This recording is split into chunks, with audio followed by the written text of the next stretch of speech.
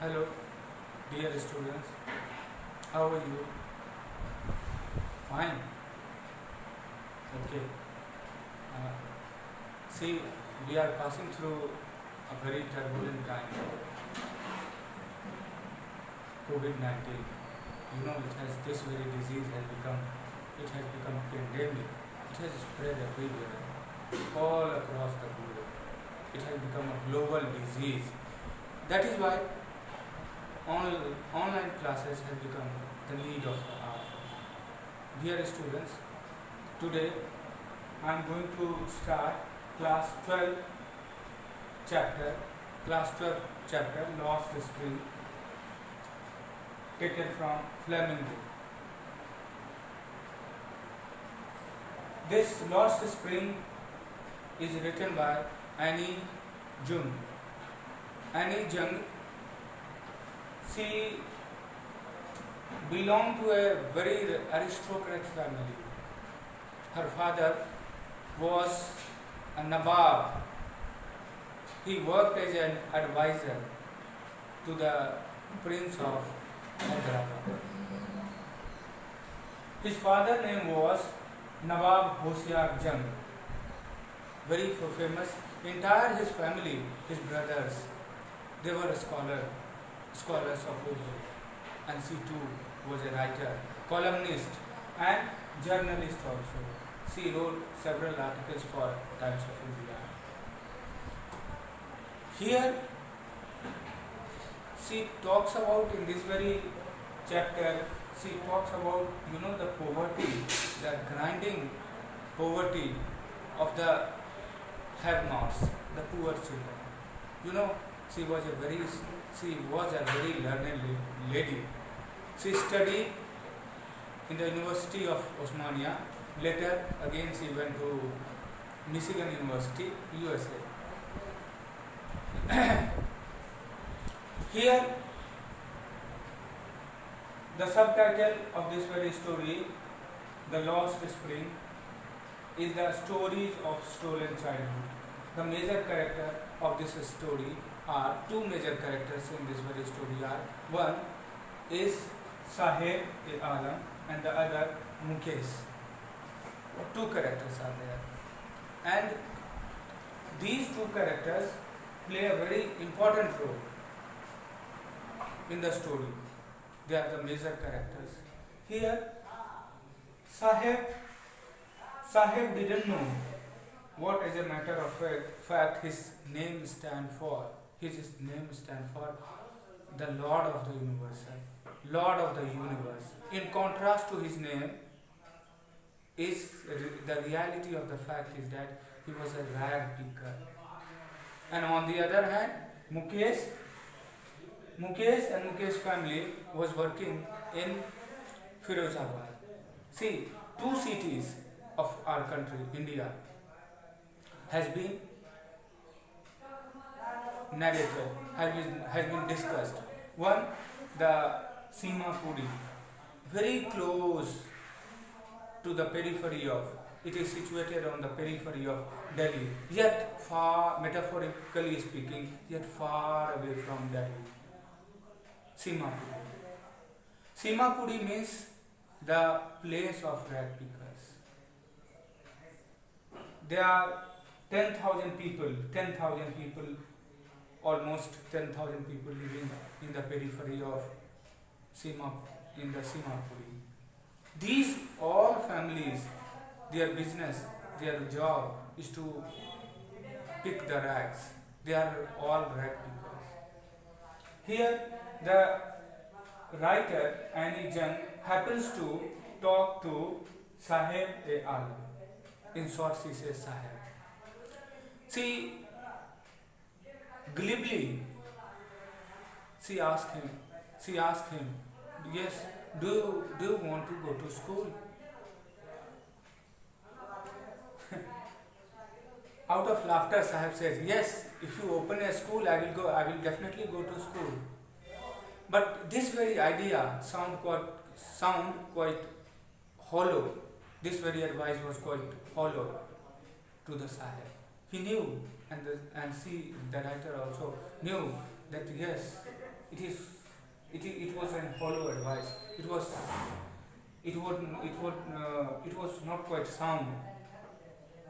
So what happens in the, from the very early in the morning, Sahib gets up, leaves his bed, and starts rag picking.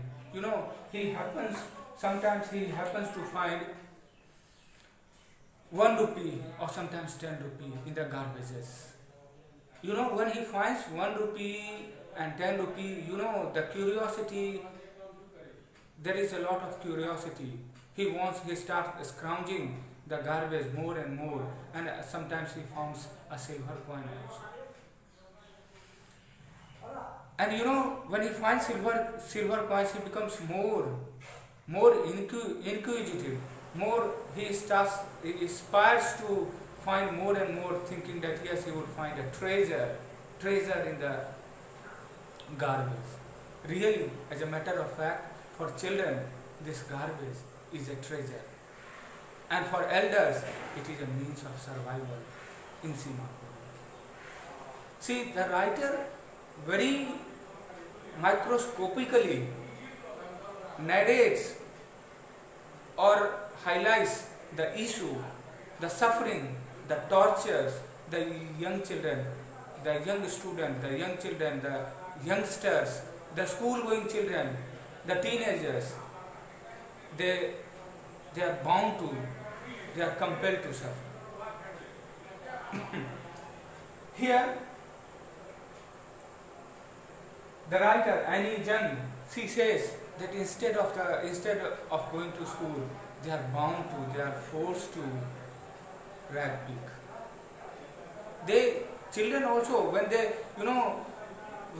don't have slippers, they also aspire to go to school. When they see their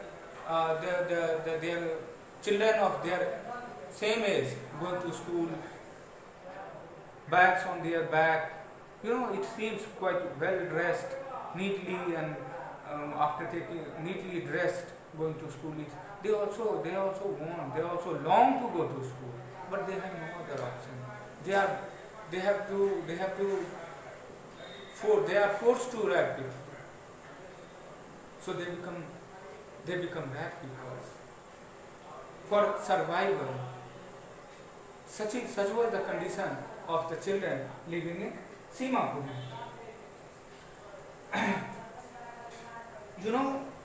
Writer also highlights microscopically that yes, Simapur is a place, or particularly the place where Sahib Alam and his family lived, devoid of drainage, devoid of potable water, devoid of sanitation, nothing. It is all full of dirt and filth, and they are forced. The entire family member is forced to live in a small, very small house, small building, where in a small room 5 to 6 members of the family they are living. They are forced to live. They have no other option. And these people living in Simapuri, they are the refugees from Bangladesh. They have got refuge. They are refugee, but they have got refuge in India, in our country. They have got some shelter. Writer even puts a quite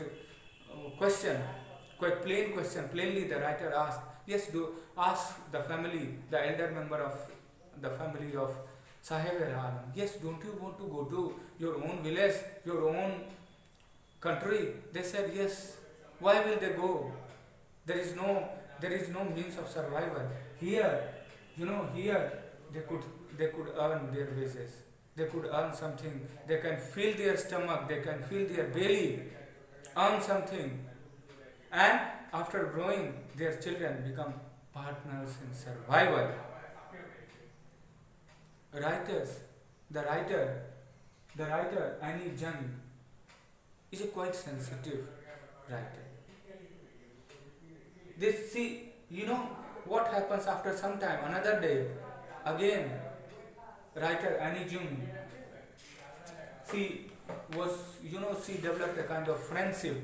She developed a kind of, friendship with Sahib Yadav. One day, Sahib's workplace, the writer happens to meet, she happens to meet Sahib Alam.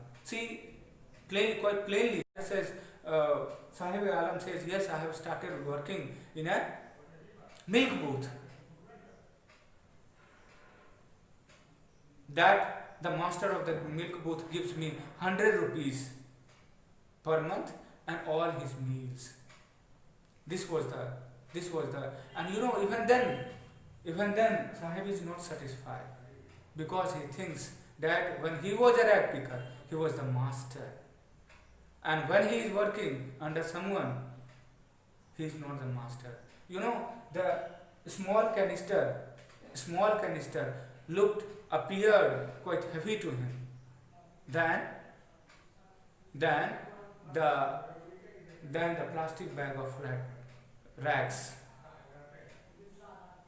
because there he is not the master of his own. He is working under someone. This is what, in this very story, the story of rag pickers, this is a story of Sahib, the writer says. The writer is not satisfied. The writer is not satisfied with only the story of Sahib Alam.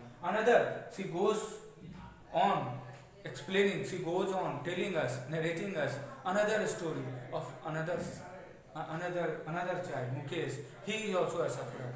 The entire Mukesh family and his entire Mukesh family and all the members of his family, they are working in a glass factory. Glass factory. And there are so many glass factories. The entire Firozabad is filled with Bengal glass factories that produces bangles.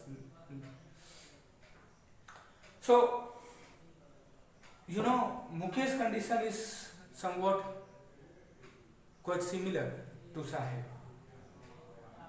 Mukesh also gets up. Mukesh also want to go to school. He also want to live like rest of the children of his age, but they have no other option. They have to go to, the child Mukesh has to go to, he is compelled to work in a Bengal factory. And at a very early age, the glowing light, the dashing light, the sparkling light of bangles damages the tender eyesight of Mukesh, very small child. Here, the